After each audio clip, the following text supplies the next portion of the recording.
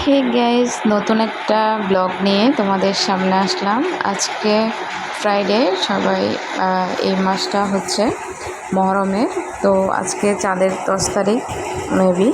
তো আজকে মহরমে আমরা পাঁচ মিশালি ডাল দিয়ে খিচুড়ি রান্না করি। তো আজকে তাই রান্না করলাম এবং তোমাদের সাথে শেয়ার করলাম। দেখো, আমি ডালগুলো নিয়েছি এবং চাউল, তারপর হচ্ছে আমরা যেহেতু মানুষ বাসায় কম, তাই সব কিছু অল্প অল্প করে রান্না করছি। কিছু মুরগির মাংস, কয়েক পিস, এবং গরু মাংস আলু দিয়ে একদম রান্না করব। তো সেটা আগে ম্যারিনেট করে নিলাম। তো দেখো, তোমাদের সাথে কথা বলতে বলতে মাথা হয়ে গেল এবং আমার মুরগির মাংসটা একদম কষা করে রান্না করতেছি, স্পাইসি, দেখতে লোভনীয় লাগতেছে। এবং আমি আরেকটা চুলায় আমার খিচুড়িগুলা রান্না করব। তো খিচুড়িতে অল্প গরু মাংস দেওয়া হবে। তো প্রতি বছর আমাদের চট্টগ্রামে একটা গরুর কাবাব বানানো হয়, সেটা দিয়েই আসলে খিচুড়ি রান্না করা হয়। তবে এবছর কাবাবটা তেমন করা হয় নাই, তাই অল্প গরু মাংস দিয়ে খিচুড়ি রান্না করলাম পাঁচ মিশালি ডাল দিয়ে। তো দেখো, আমি মশলাগুলো ভালোভাবে কষাইয়ে, গরু মাংসগুলো কষাইয়ে ডাল দিয়ে দিলাম এর মধ্যে, এবং এখন চালগুলো দিয়ে দিলাম। দিয়ে ভালো করে নেড়ে চেড়ে আমি ফুটন্ত গরম পানি দিয়ে দেন খিচুড়িটা বসাই দিলাম। তো তোমরা কে কী করছো এই দিনে অবশ্যই শেয়ার করবা এবং আমার ভিডিওতে অবশ্যই লাইক, কমেন্ট, সাবস্ক্রাইব করবে। ওকে, সো আমার রান্না তোমাদের কাছে কেমন লাগে সেটাও জানাতে ভুলবো না কিন্তু। তো আমি এখানে মাংসগুলো কষিয়ে বসাই দিলাম। তো দেখো, আমার প্রথমের খিচুড়ির ডেকচিটা একটু ছোট হয়ে গেছে, যার জন্য আমি আবার মশলা কষানোর মাঝখানে ডেকচিটা চেঞ্জ করে নিলাম। মনে হচ্ছে যে আমার খিচুড়ির তুলনায় ডেকচিটা ছোট হবে।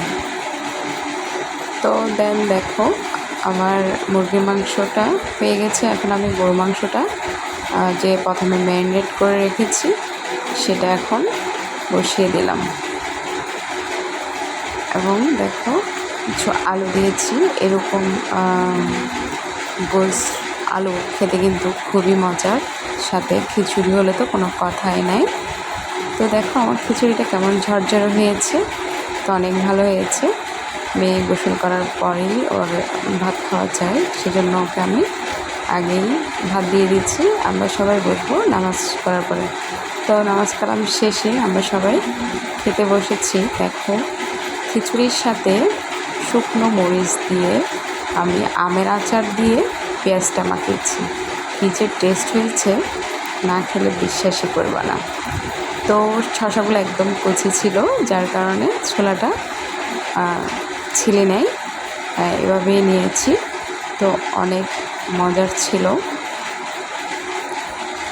খিচুড়িটা অনেক ভালো হয়েছে। দেখো, খিচুড়ির কালারটা এবং অনেক ঝরঝর হয়েছে, এবং গরম গরম এরকম সরিষার তেল দিয়ে আচার, আমের আচার মাখা অনেক মজার ছিল।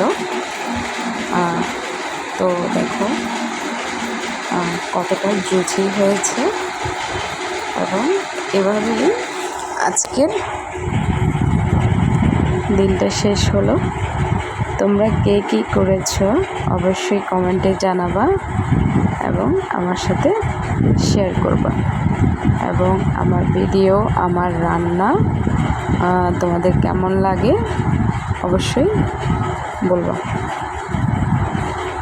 তো মহরমে অনেকে অনেক রকম আয়োজন করে। তো আমাদের বাসায় আমরা মানুষ মাত্র 3 জন, যার জন্য সামান্য আয়োজন করেছি।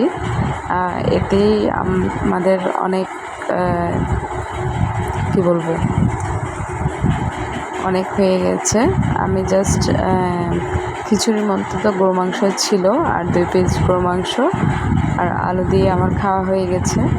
মুরগির মাংসটা খাইনি বলতে গেলে, তো আসলে রান্না করতে হয়েছে তাই রান্না করেছি। এত কিছু আসলে আমি একসাথে খেতে পারি না, আর খিচুড়ির সাথে গরু মাংস এবং সালাদ হয়ে গেলে আর বেশি কিছু লাগে না মনে হয়, এ দিয়ে অনায়াসে খেয়ে নেওয়া যায়। দেন আমি এখন 2 পিস আলু আর 2 পিস মাংস নিলাম।